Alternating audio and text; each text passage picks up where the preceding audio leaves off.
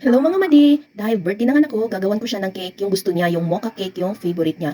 Unang gagawin natin is meron akong 1 1/4 cup flour, 1/2 cup sugar, white sugar yan, at saka 4 na itlog, 3 sachet na stick na coffee, 1 tablespoon na cocoa powder, 1 teaspoon baking powder, at saka 1/4 cup sugar, 1/4 cup na oil. So ayan po yung ating mga ingredients. Una ay isi-shift muna natin itong ating flour para wala po siyang mga buo-buo. So after nitong na-shift mga madi, is isusunod na po natin itong ating mga dry ingredients gaya ng sugar, baking powder, at saka pinch of salt. Tapos, paghalu-haluin po natin ito hanggang sa medyo makombine na po itong ating dry ingredients. Tapos, iset aside natin ito kasi isusunod natin yung ating mga itlog. So, i-separate natin itong yellow at saka white egg. So, hindi na po fresh yung aking itlog kasi kanina, yung pangalawang itlog na binuksan ko is na lagyan po siya ng yellow. So, hindi po pwede dapat na malagyan ng yellow kasi hindi po yan magpo-foam yung ating. So, ang ginawa ko is nagdoon ako nagbukas sa kabilang bowl para safe tayo. So, ayan yung ginagawa ko. Ilalagay natin yung white egg dito after natin mabuksan sa kabilang bowl. So, ayan po.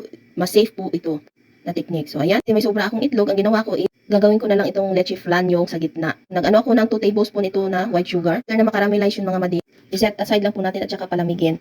So, ito yung ating gagawin mamaya. So, babalik tayo dito sa ating dry ingredients. So, ilalagay natin yung yellow egg sa gitna. Tapos, isusunod natin yung oil. Tapos, yung coffee kanina, lalagyan po natin ito ng mainit na tubig. So, kinumbine ko na yung cocoa kanina powder at saka yung ating kape. So, ayan. So, mainit po itong tubig na ito. Tapos, is lalagyan ko ng 1/4 cup na water. Yung hindi mainit. And then, saka po natin ilalagay itong ating kape na tinunaw. Ayan. So, paghalu-haluin lang po natin ito hanggang sa wala ng mga puti-puti dyan. So, na-combine na po yung lahat. Ayan, tingnan nyo. So, gagawin natin yung ating mirang. So, naglagay ako ng 1 teaspoon dyan na vinegar. Tapos, i-beat lang po natin din. I-add po natin yung white sugar gradually. So, ayan po. After na ito mga madi yung ating mirang, magiging stiff peak na po yan. Saka po natin ihalo sa ating butter mixture. So, ayan. Paghalu-haluin lang po natin hanggang sa ma-combine na po lahat ng ating white or mirang dito sa ating butter mixture.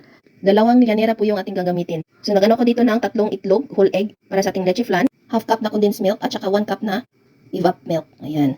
Hindi po yan inubos yung evap na pan. So, ilalagay na natin yung ating butter mixture dito sa ating mga pan. Una sa kabila para sa itaas ng ating cake mamaya. Titingnan nyo.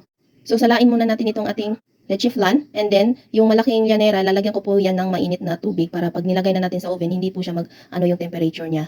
So, hot water po yung nilagay ko dyan. Tapos, nilagay ko na din sa taas sa leche flan yung ating butter mixture na cake. Ayan. Ganyan po magawa ng parang custard cake. Ayan.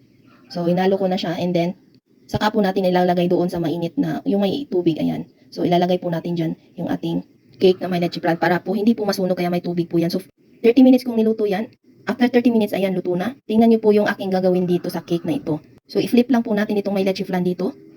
Hindi ko siya nilagay sa board kasi kami na may kakain ito. So, dyan na lang nilagay ko sa isang plastic shell. So, yan, yan, ganyan po yung aking gagawin. Parang palaman siya. So, gagawa ako mamaya ng frosting. Ayan, tingnan nyo. Gagawa ko ng frosting. Lalagyan ko siya ng mocha cake. Ayan. So, ito po yung aking, tatabunan ko po siya para may palaman naman. So, diba? Ganito po yung technique niyan. Pag may palaman, gusto nyo palaman na leche flan sa ilalim. So, tinapalan ko siya. Ginamit ko is whipping cream. So, nilagyan ko lang siya ng coffee. So, ayan. I-smooth lang po natin. Kasi kami lang din naman kakain. So, hindi ko ito pagandahin talaga. Kasi yung anak ko lang naman, birthday kasi niya. Ayan. Nilagyan ko siya ng design dito sa taas para medyo maganda naman tingnan. Tapos, lalagyan ko din siya ng kisses dyan sa taas para cute-cute din tingnan. Tapos, mamaya is lalagyan po natin yan ng happy birthday. Ayan. Ganyan po. So, thank you for watching mga madi.